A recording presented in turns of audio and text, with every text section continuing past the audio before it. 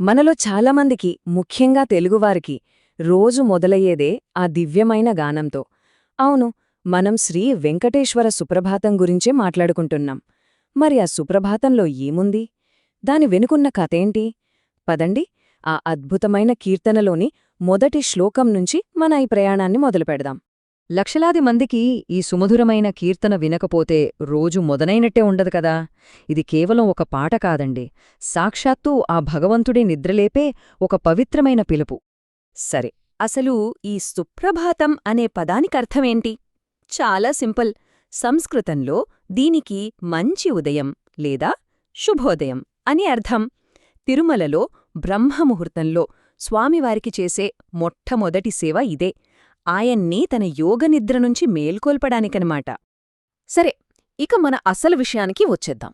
సుప్రభాతంలో మనందరికీ బాగా తెలిసిన, మనసులో నిలిచిపోయిన ఆ మొదటి శ్లోకం ఉంది కదా, దాన్ని కొంచెం లోతుగా విశ్లేషిద్దాం.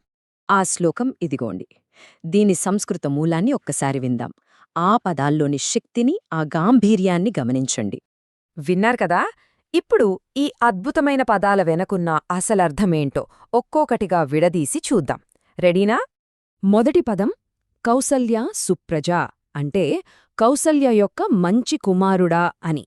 ఇక్కడ చూడండి, శ్రీరాముడిని ఆయన తల్లి పేరుతో పిలుస్తున్నారు. మన సంస్కృతిలో తల్లికి, వంశానికి ఎంత గొప్ప స్థానముందో ఇది చూపిస్తుంది. తర్వాత వచ్చేది పూర్వాసంధ్య, అంటే వేకువజాము. రాత్రి ఇంకా పూర్తిగా వెళ్లలేదు, పగలు ఇంకా రాలేదు, ఆ మధ్య సమయమన్మాట. ఆ బ్రాహ్మీ ముహూర్తాన్ని ఇది సూచిస్తుంది. ఇక చూడండి, ఎంత శక్తివంతమైన పదం వాడారో. నరసార్ధూల. నర అంటే మనిషి, శార్ధూల అంటే పులి, అంటే మనుషుల్లో పులిలాంటివాడు అని అర్థం. రాముడి ధైర్యాన్ని, ఆయన పరాక్రమాన్ని చెప్పడానికి ఇంతకంటే గొప్ప పదం ఉంటుందా చెప్పండి. ఇక చివరిగా కర్తవ్యం దైవమాహ్నికం. దీని అర్థం రోజువారీ దైవికమైన పనులు చెయ్యాల్సి ఉంది అని. అంటే స్వామీ, లేవండి, లోక కళ్యాణం కోసం మీరు చెయ్యాల్సిన పనులు చాలా ఉన్నాయి అని చెప్పడమన్నమాట. సో ఇప్పుడు ఈ పదాలన్నిటినీ కలిపి చూస్తే పూర్తి శ్లోకం యొక్క భావమిది. ఇంతకుముందు మనం విడదీసి చూసిన ప్రతి పదం యొక్క లోతు ఈ అనువాదంలో కనిపిస్తుంది కదూ. సరే, శ్లోకం అర్థం తెలిసింది. కాని అసలీ శ్లోకం ఇక్కడికి, అంటే తిరుమలకి ఎలా వచ్చింది? దీని మూలాలెక్కడున్నాయి? రామాయణం నుంచి తిరుమల దాకా దీని ప్రయాణం చూద్దాం. దీని కథ చాలా ఆసక్తికరంగా ఉంటుంది. మొదట వాల్మీకి రామాయణంలో విశ్వామిత్ర మహర్షి యువకుడైన రాముడిని యాగరక్షణ కోసం నిద్రలేపడానికి ఈ శ్లోకాన్ని వాడతారన్మాట. కొన్ని శతాబ్దాల తర్వాత అదే శ్లోకాన్ని శ్రీ వెంకటేశ్వరస్వామివారి కీర్తనలో చేర్చారు. ఇక అప్పటినుంచి ఇప్పటిదాకా తిరుమలలో ఇది ఒక పవిత్రమైన ఆచారంగా, మొదటి సేవగా కొనసాగుతూనే ఉంది.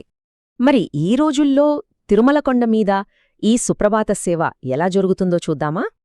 ప్రతిరోజూ వేకువజామున ఆ బంగారు వాకిలి ముందు అర్చకులు నిలబడి ఈ సుప్రభాతాన్ని పఠిస్తారు. గర్భగుడిలో శయన మండపంలో పవలించి ఉన్న స్వామివారిని మేల్కొల్పడానికే ఈ సేవ. ఆ సమయంలో అక్కడ వాతావరణం ఎంత భక్తిమయంగా ఉంటుందో కదా. అయితే మనమిందాక మాట్లాడుకున్న ఆ మొదటి శ్లోకం, అది సుప్రభాతంలో ఒక భాగం మాత్రమే. నిజానికి పూర్తి సుప్రభాతంలో 4 భాగాలుంటాయి. మొదటిది స్వామిని మేల్కొలిపే సుప్రభాతం, రెండవది ఆయన్ని పొగిడే స్తోత్రం, మూడవది మనల్ని మనం ఆయనకు అర్పించుకునే ప్రపత్తి, ఇక నాల్గవది స్వామికి మంగళం పాడే మంగళాశాసనం. సరే, ఇదంతా బావుంది. ఇంత భక్తితో ఈ సుప్రభాతాన్ని వినడం వల్ల లేదా చదవడం వల్ల మనకు కలిగే ప్రయోజనమేంటి? దాని ఫలశ్రుతి ఏమని చెప్తోంది? మనం వినే ఈ పూర్తి సుప్రభాతంలో మొత్తం 70 శ్లోకాలుంటాయి. దీన్ని రచించింది 15వ శతాబ్దానికి చెందిన ప్రతివాది భయంకర అన్నన్ గారు. సుప్రభాతంలోని 29వ శ్లోకంలోనే దీని ఫలం గురించి చాలా స్పష్టంగా చెప్పారు. ఏమనంటే, ఎవరైతే భక్తితో ఈ సుప్రభాతాన్ని వింటారో లేదా పఠిస్తారో వాళ్లకి బ్రహ్మజ్ఞానానికి దారితీసే అత్యున్నతమైన జ్ఞానం సులభంగా లభిస్తుంది. అంటే అంతిమ సత్యాన్ని తెలుసుకునే మార్గం సుగమమవుతుంది అని ఒక గొప్ప వాగ్దానమన్నమాట. చూశారు కదా, ఒకే ఒక్క శ్లోకంతో మొదలుపెట్టిన మన ఈ ప్రయాణం ఎక్కడిదాకా వచ్చిందో? ఇక్కడే నాకో ప్రశ్న తలెత్తుతోంది. కేవలం ఒక ఉదయం పూట పాడే ప్రార్థనకి వేల ఏళ్లనాటి ఇతిహాసాల్ని ఇప్పటికీ సజీవంగా ఉన్న ఆచారాల్ని, చివరికి మోక్షానికి మార్గం చూపే జ్ఞానాన్ని, వీటన్నింటినీ కలిపేంత శక్తి ఎలా వచ్చింది? ఆలోచించాల్సిన విషయమే కదా.